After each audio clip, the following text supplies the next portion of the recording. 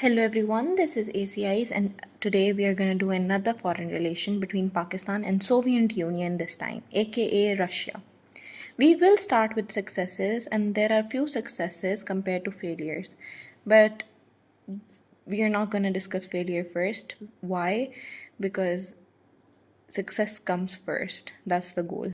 Okay, so in 1957, the very first success came when USSR agreed to help Pakistan in oil and gas exploration by sending experts to Pakistan, and they would help us dig out the potential gas and oil areas, and that's basically us digging out black gold in the global market.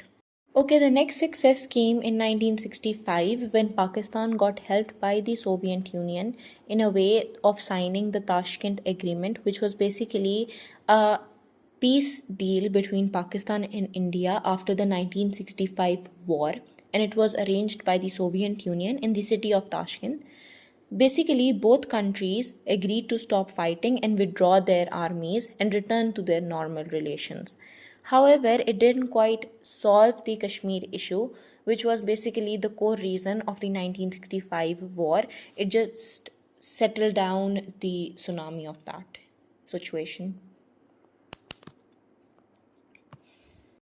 Okay, in 1970s, Bhutto improved the relations with the USSR in multiple ways. First being that Bhutto reduced the Pakistan dependency on the USA after the 1971 war and turned towards the Soviet Union for support.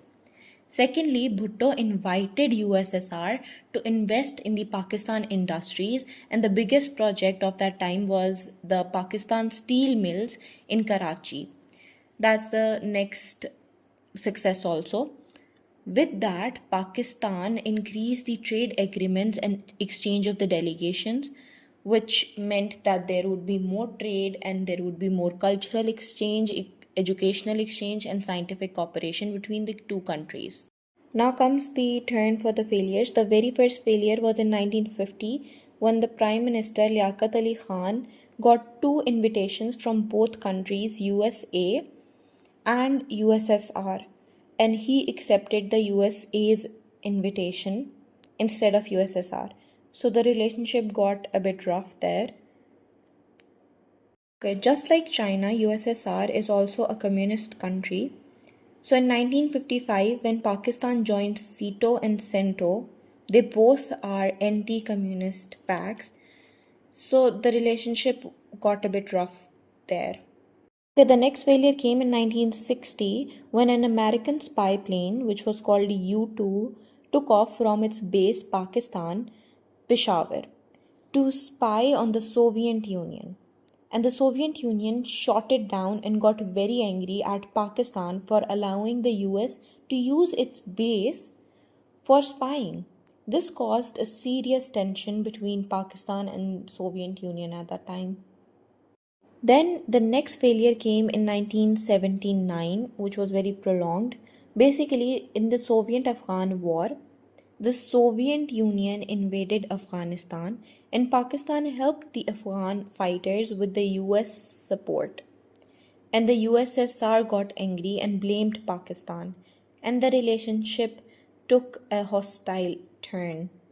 And in 1980s, USSR accused Pakistan for aiding the Mujahideen, which were Afghan soldiers, and refugee crisis. So our relationship with the USSR got very rough at this point because of course we were getting help from the USA, which was the enemy of the USSR at the time. Okay, and in 1990s, USSR remained close to India, then Pakistan, which was post-war relations. So basically, they saw all the wars we had with India and how we took the independence and then the Bangladesh crisis, and still they were supporting India more than Pakistan. So yes, it took a bad turn. That's it, guys. Thank you.